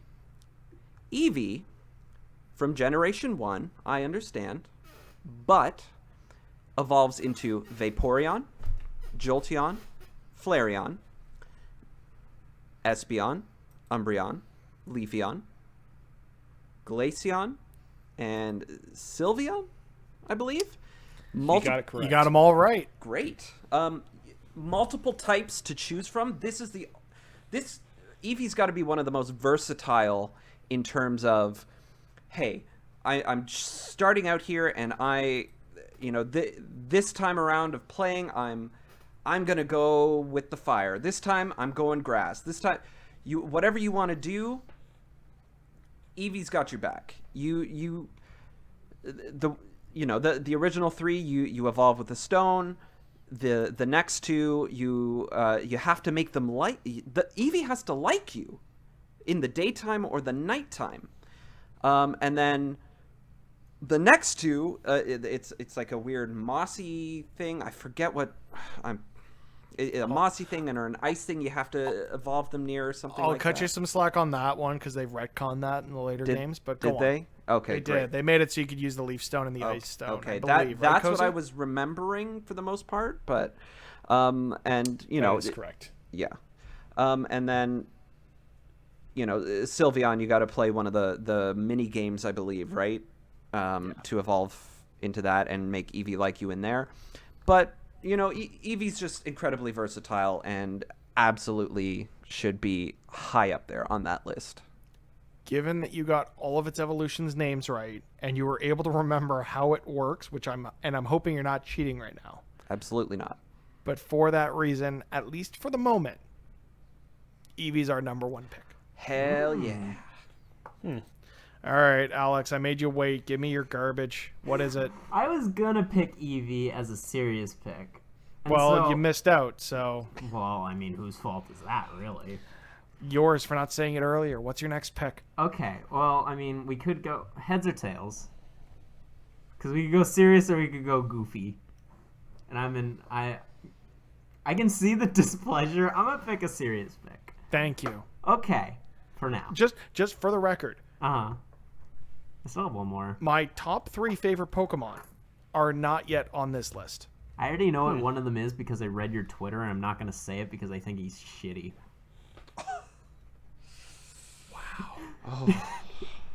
So the number 11 pick will be, say it, Alex. Yeah. What's the number 11 pick, Alex? What is it? I was gonna say Charizard, because Charizard's pretty awesome. He's the original dragon. He's the evolution of the best. Wait, hold on a second. Let him Didn't you say finish. that? Let him finish. What did I say? Keep going, Alex. It's fine. I don't even know it. I don't. Okay. He's the evolution of the best starter from Gen 1, which is Charmander, because, fire is almost always the best evolution, or always best starter, except for in a few generations, but we don't talk about those. Charizard's just really cool, and you know what? He's just a badass dragon. He's got fire.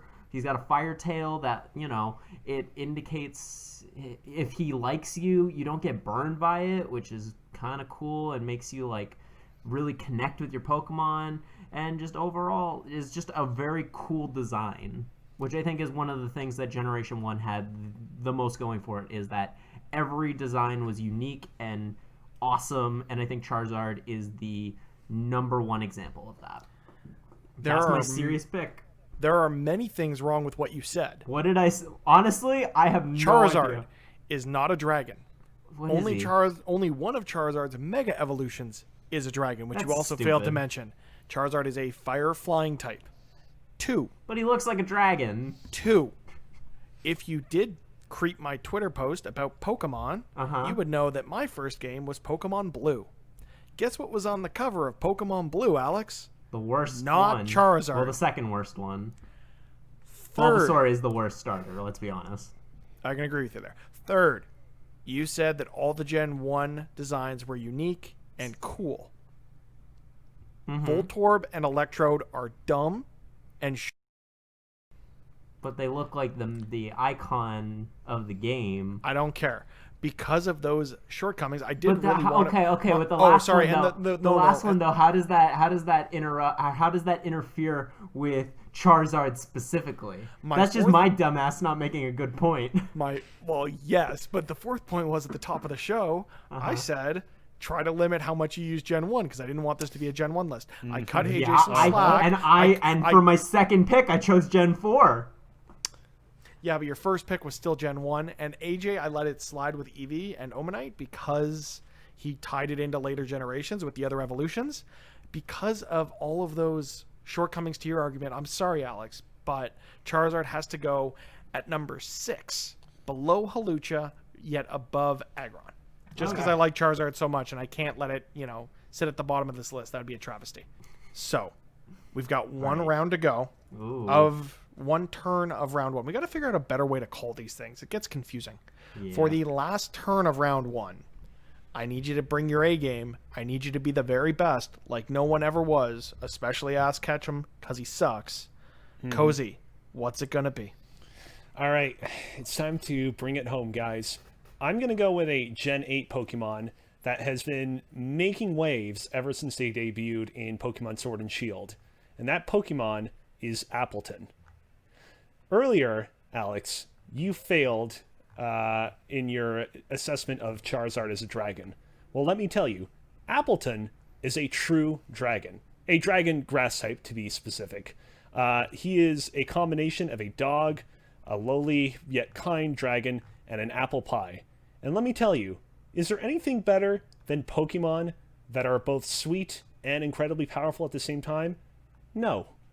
Appleton, you just can't beat Appleton. You look at Appleton and you're like, what in the world?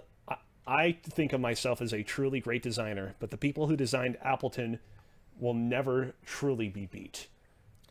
There is just, to get serious for just a quick second here, and I realize I'm going on for a little bit here. I don't care. We have time. Yeah, I feel like with Pokemon, one of the appealing things about the Pokemon, about Pokemon's designs are the fact that they are cute and cuddly, and that they are the kind of things that you can imagine yourself owning as a pet. But at the same time, you also have to imagine them in a context where they can fight each other and where they can look ferocious and where they can look intimidating. And what I like about Appleton is I feel like he manages to kind of straddle the line between both looking cute and looking ferocious all at once. So I like what you're saying about Appleton. I really do like this Pokemon's design in the latest games. It is something unique. It's something we really haven't seen before. 2 things I didn't like about your argument. It doesn't look intimidating because it's only 1.5 feet tall. So this thing is it's a little boy, so it's not going to look intimidating. And the second thing, you said nothing beats Appleton.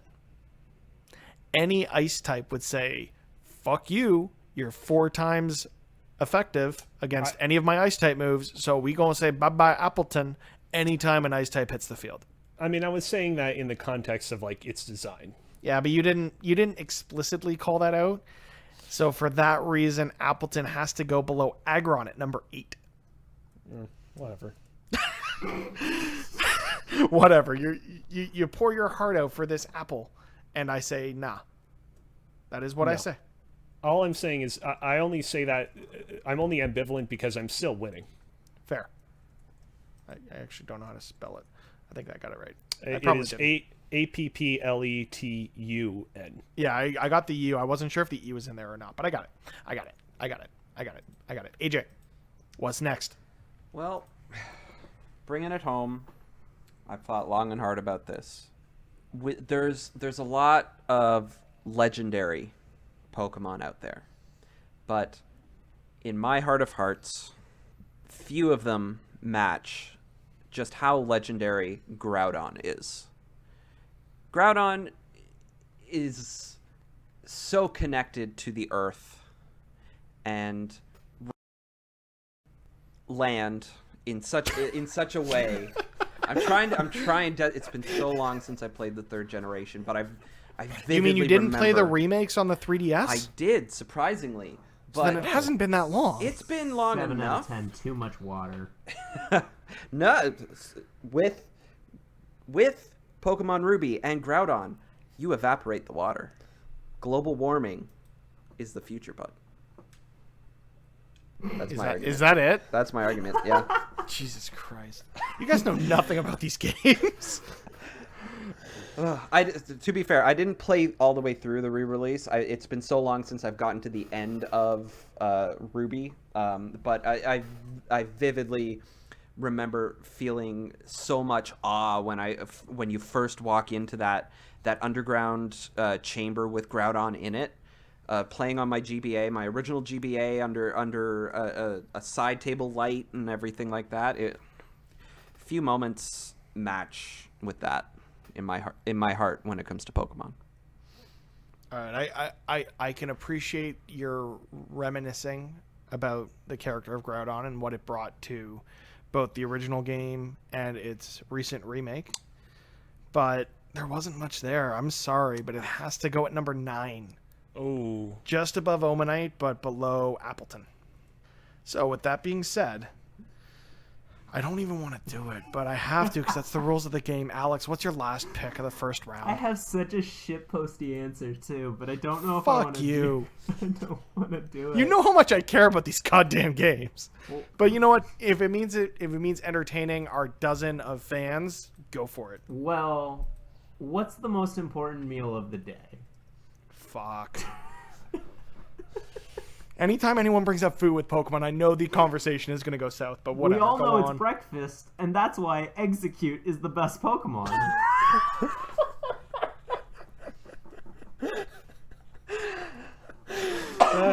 Not just 1, not just 2, not even 3, but how many eggs are there? Wait. You don't even know? 1, 2, there's 5. No, You there's could have looked 6. up a picture There's on your 6. phone.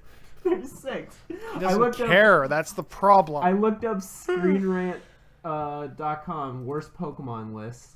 What the fuck? That's what I've been going off of. You're a terrible human being, and I don't like you. So, yeah, Execute. Because, you know what? Just, why not? What type is Execute?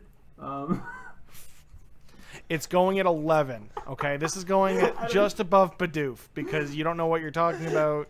It's a bad pick, and you should feel bad. I just came up with the joke, the initial, intro, and then I was like, that's all I need. You could have picked literally any other food Pokemon, and I might have made a case for it. What's But the you- cherry one? Those ones I've seen a lot in Pokemon Go. Cherubi? Maybe. I don't know. It's Cherubi. Cherubi is Sea Cherry, and then it evolves into Cherubi. Oh, okay.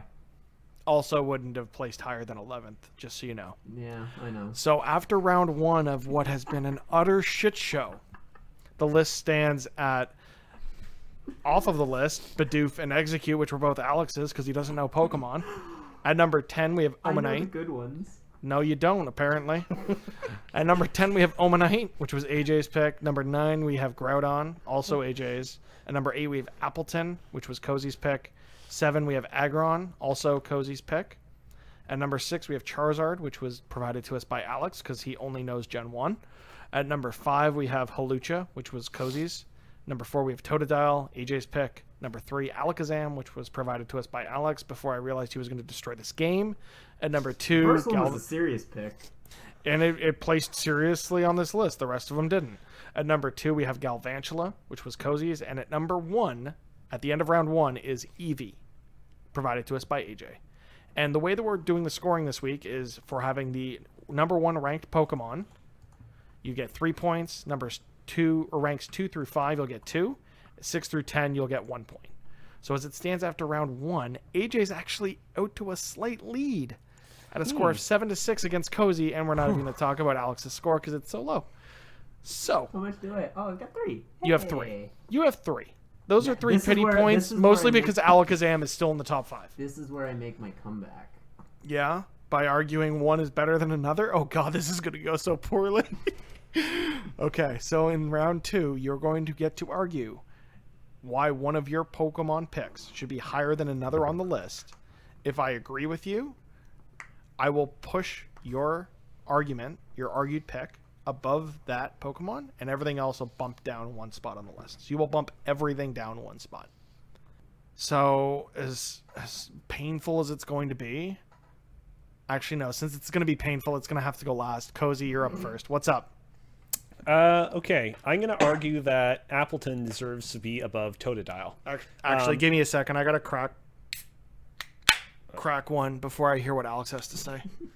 Okay. Go ahead with my Appleton, argument isn't going Totodile. to be that painful. I mean, obviously, Appleton, in addition to dual resisting Totodile's water type moves, Appleton is also super effective against Totodile with its grass type moves. Beyond that, though, to go back to the element of cuteness, one of the problems with Totodile is that as he evolves, he gradually becomes more menacing and less huggable.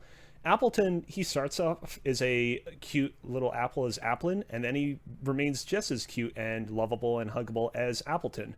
And for that reason alone, I think that he deserves to go above Totodile. That and the whole type advantage stuff. All right. So AJ, he's arguing against your pick of Totodile. He's arguing that type advantage gives him the advantage when it comes to this pick. What say you? You have me saying that means you have time to rebut. Go ahead. Crocodiles may be carnivorous, but they could chomp through an apple no problem. And Totodile's normal type moves would do some serious damage when it comes to crunch or bite, scratch.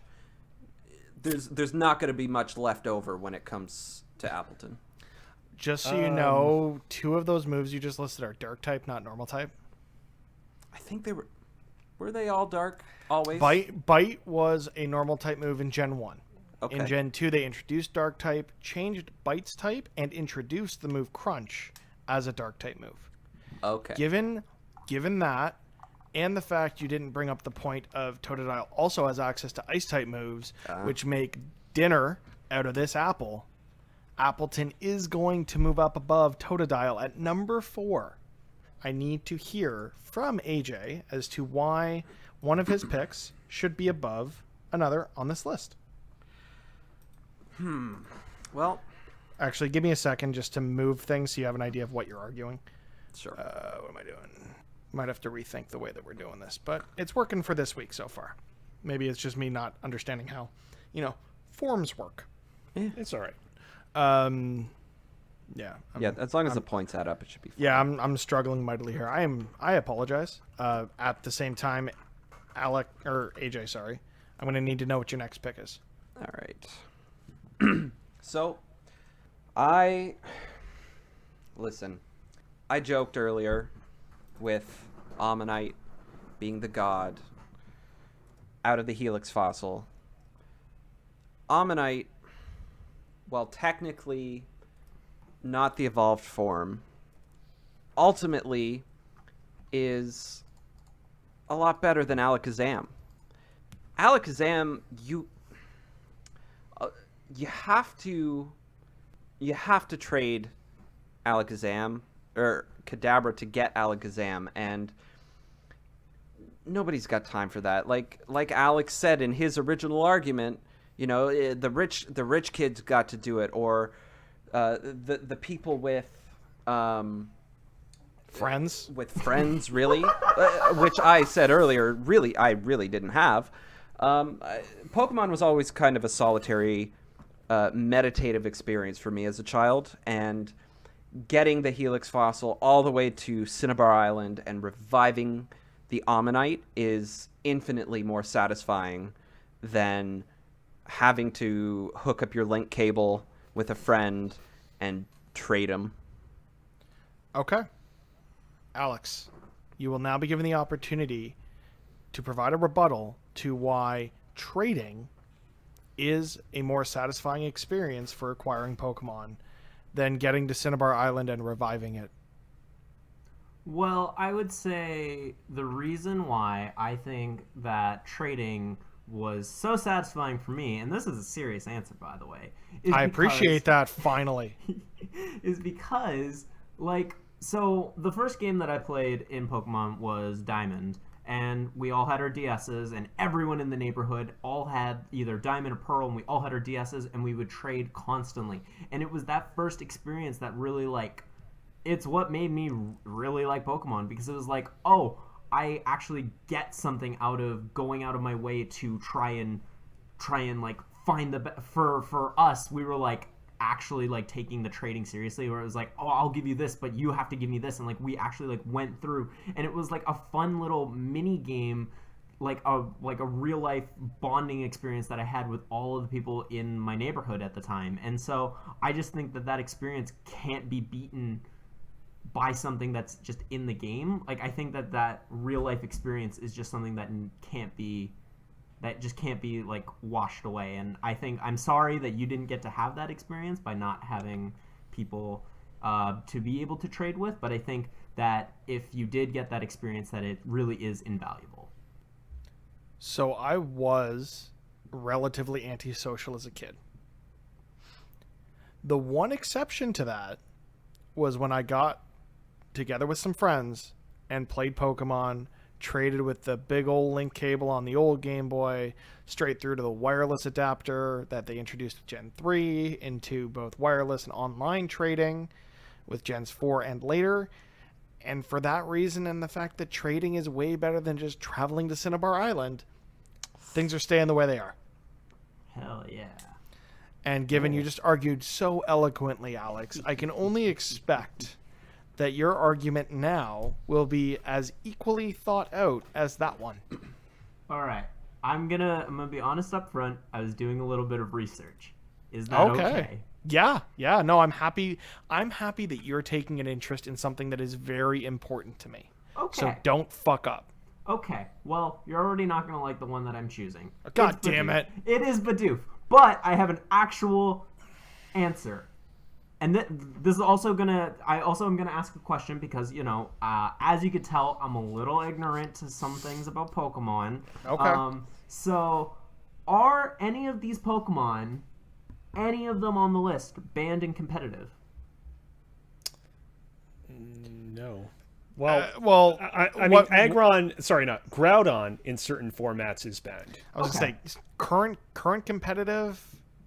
Like, are we talking VGC rules? Are we talking Smogon? Like, what's our criteria here? How about let's talk about the competitive rules in the competitive season before the introduction of Sword and Shield. Like, when you could use anything and they hadn't restricted things yet. Presumably saying anything in Sword and Shield could also be open. Yeah, that's fine. Okay. Well, Bidoof is banned from almost all competitive Pokemon battles due to having a very rare and powerful ability called Moody, which it raises a random stat every turn, potentially making Bidoof one of the most powerful Pokemon ever in the entire game. That's my argument. That was the research I was doing while Against what Wait. Pokemon are you arguing this? Yeah. That's what it says on this article. No, that's fine. But you have to pick something else to argue that point against. Oh. Are you saying it should go at number 1? Like, I what are forgot you how saying? I forgot how the game worked. I'm gonna choose. What could I actually realistically beat? Totodile. What's puny ass Totodile gonna do against a god like Bidoof with Moody? AJ, you're up. Of course, he picks AJ, who also doesn't know Pokemon the way that Alex does. All right, AJ, you have to argue why Totodile could compete with a moody Bidoof in competitive Pokemon. Go ahead. As far as I know, Totodile is a little bit more of an offensive kind of attacker, and when you train him right and you focus on the offensive moves instead of lowering the stats, you can get Bidoof completely out of the question before it has a chance to become too moody. That's my argument. It's not very good. It's an argument. Yes. It is an argument, but unfortunately, Bidoof is going to have to... Oh, I should have Hail Married it and gone for number 1. It wouldn't have taken number 1. You pushed your luck with what you did. Fuck. Bidoof is on the list. That's all that matters. Bidoof, based on the way it has changed the competitive Pokemon scene, will rise begrudgingly to number 5 on our list. I fucking hate this. I'm so proud of myself. Okay, so after round 2, the list stands with Omanite and Execute being off the list, Groudon at number 10, Aggron at number 9, Charizard at number 8. God, I can't math.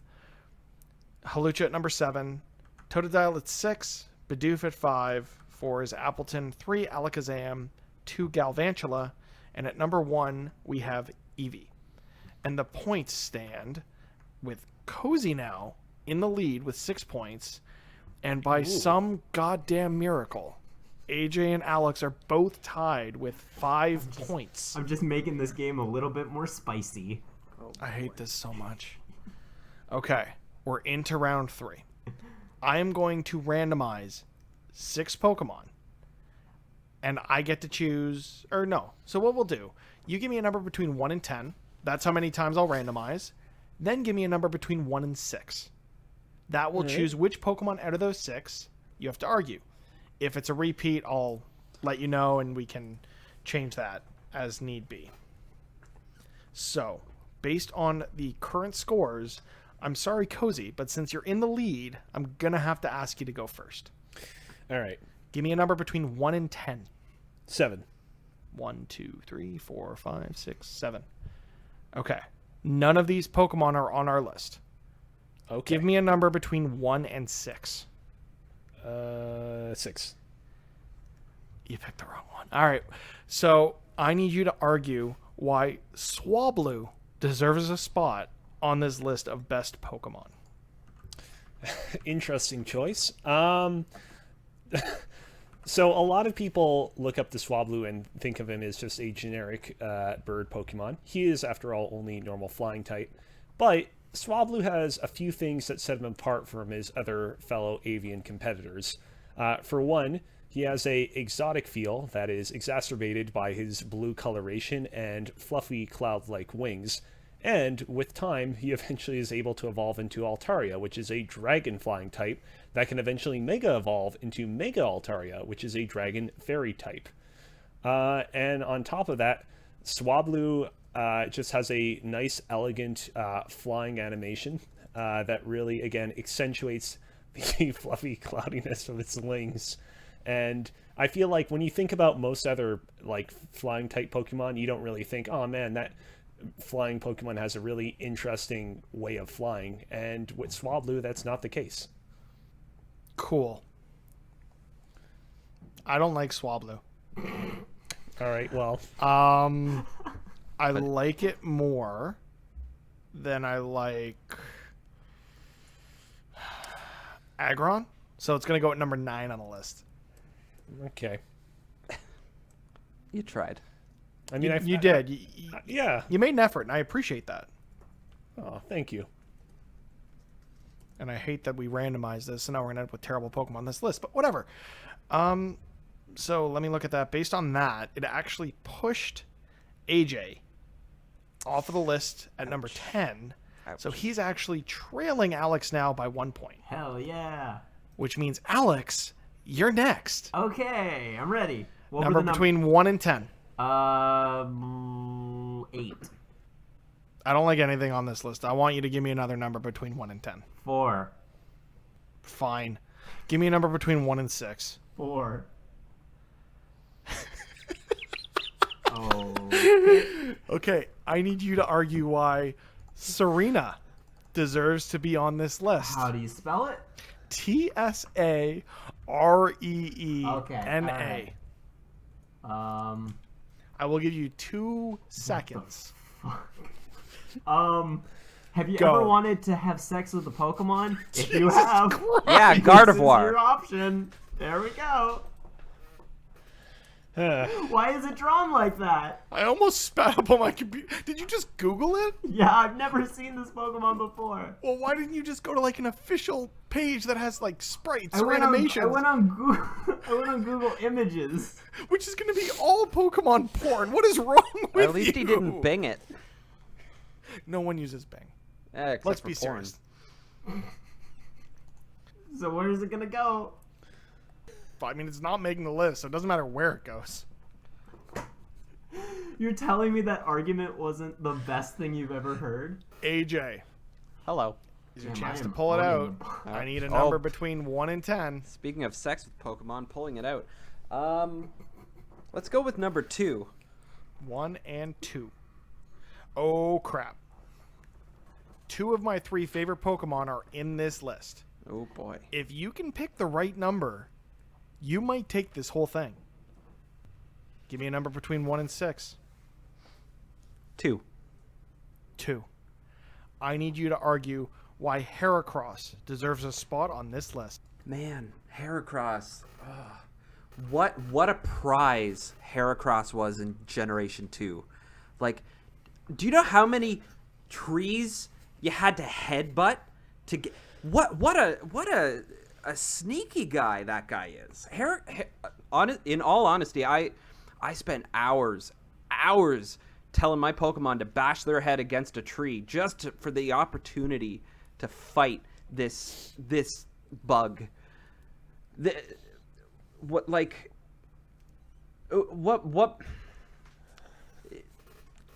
headbutting a tree, the function that was introduced in Generation 2, it was at the time was absolutely, you guys laugh, was absolutely I'm not revolutionary. laughing. I'm listening. I'm a good host.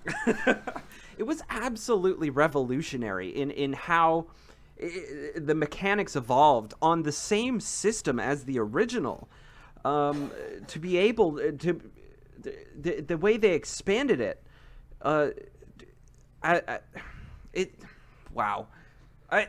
Heracross was absolutely one of those, like, similar to the 3 dogs and whatnot, who were very hard to find. Although you could technically track them, Heracross could be found almost anywhere.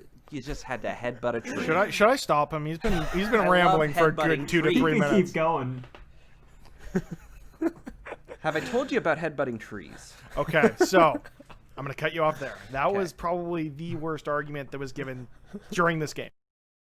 And Alex argued it for Bidoof, for fuck's sake. Bidoof is number 5. Don't you disrespect. However, you picked off of that list of 6 my favorite Pokemon of all time. Really? Oh my god. For that reason, and that reason alone, Heracross is at number 1 on this list of the best Pokemon. Can I challenge Heracross with one of my previous choices? Yeah. No. We got a tie No. going on. Let me get to it. After that scoring change, we are tied. AJ and Kozi are both tied at 6 points. Alex, you can do whatever it is you do looking up your Pokemon porn. Our tiebreaker, you are each going to get 30 seconds on the clock. and I'm going to time this. I need you to pick any other Pokemon that is not on this list. Actually, I'll give you a minute. I'll be nice. I need one Pokemon not on this list and why it is awesome. AJ, 1 minute on the clock. Do you have your Pokemon in mind? Well, This is why I'm letting you go first, because I figured it was going to take longer. great. Do you have a Pokemon in mind? Yes. And go. Sudowoodo is not the first Pokemon to block your path, but the second in Generation 2. He is this cool looking tree with these 3 palms on each hand. This rock type, this very still moving, still not moving, tree-like species that is sentient. I love him. I love my Sudowoodo. That's it? Yep. Cool. Kozi, 1 minute right. on the clock. Go. AJ brought up Sudowoodo, which is a Pokemon that blocks your path. However, I figured I'd bring up the other major Pokemon that blocks your path in the Pokemon games, and that Pokemon is Snorlax. Everybody knows Snorlax for being a fat, lazy Pokemon, but he's also incredibly powerful. He has great attack and great special attack, and he can learn powerful moves like Curse that allow him to raise his attack and his defense further, while also lowering his speed, which makes him even more potent in Trick Room, which is where basically the speed of all Pokemon and the order in which they move gets reversed. In addition to that, Snorlax learns a lot of good coverage moves, including High Horsepower, which is a ground-type move that allows it to hit steel types and rock types super effectively. And in general, like, the thing about Snorlax is that he has a great work-life balance. He knows when to relax and when to kick back, and he knows when to lay the pounding. A Generation 1 Pokemon, that's brave. I hear that doesn't go well on this list. Stop pandering to me. I need to make a very difficult decision between the two major Pokemon that block your path throughout the Pokemon series. And I think just from the virtue of design and originality and the fact that I will continue to use this on my team in the game where I get unblocked, whereas the other I tend to throw into the box because it's, kind of boring. Sudowoodo is a better Pokemon than Snorlax, and based on that tiebreaker, congratulations to this week's winner, AJ. Oh wait. Sorry. Hold on. I'm getting a phone call from our head of HR. Here we go. Yep. Okay. Yep. All right. Thanks, Nathan. Have a good one. Okay. So Nathan just cleared one thing up to me. AJ's probation is no longer in effect. AJ wins the game. Hey! I did it! Wait, what? For real this time. AJ won. Nathan told me that it's fine and he can win. Because I was texting him the whole time about the logistics of it and if there's any legalities behind the scenes. And unfortunately, he couldn't join us. And as our head of HR, I had to put it by him first before I could let AJ win. Can I ask a question? Do you seriously put Snorlax in your box and use Sudowoodo on your teams? Every time. All right. Well, I mean, I can't disagree with something that you legitimately do. Yeah, I still think that this is my list. Yeah, and I still that's the way think it it's is. gonna I still think I made a tremendously better argument for Snorlax in favor of Sudowoodo. Your arguments were sound. I appreciated the fact you brought competitive into it and the versatility of Snorlax as a competitive Pokemon. But ultimately, you had an advantage when it came to this list. And I can't have our list being built in such a way that it's always going to be, the one with advantage who's going to take the win. So in this case, we saw our underdog that isn't Alex because he sucks rise above the rest and win this game of 5x5.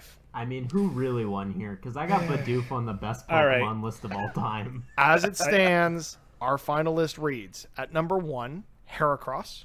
Number 2, Eevee. At number 3, Galvantula. Number 4, Alakazam. At 5, Appleton. At 6, begrudgingly, is Bidoof. Whoop, whoop. At 7, we have Totodile. At 8, we have Halucha. 9 is Charizard, and rounding out our top 10 is Swablu. I'm never doing that again. At least not with something I care about as much as Pokemon. You guys suck. I would love to do this again with me as the moderator, by the way. Yeah, no, that'd be Hell yeah, interesting. When's the next Pokemon game coming out? We're getting the DLC later this year. Oh, I forgot to mention, yeah, there's a new Pokemon Mystery Dungeon game coming out this week that I probably won't end up picking up because it's getting mediocre reviews. But that's beside the point. We'll talk about it next week, I'd imagine. Yeah, we'll see. But until then, thank you for joining us, and please come back next week. I promise it won't be that bad. Who are we? Thanks for playing. This is Press YYZ. Where can everyone find you? AJ? You can find me on all of the things, Twitter, Instagram, Reddit, whatever, at Times Hero, capital T, capital H. Kozi, where are you on the interwebs? You can find me on Twitter at Alex Kozina and on Twitch at Cozy Bear Live. Alex, where are you? On Instagram, I am blatantly Alex, and on Twitter, I am blatantly _Alex. Underscore. You can find me on most social media platforms as Mr. Mitch George, and if not, just find me on one of them. I can tell you where I am everywhere else. It's easy enough. So, as I said, this has been Press YYZ. Thanks for playing. Bye. Bye. Bye. Bidoof #1.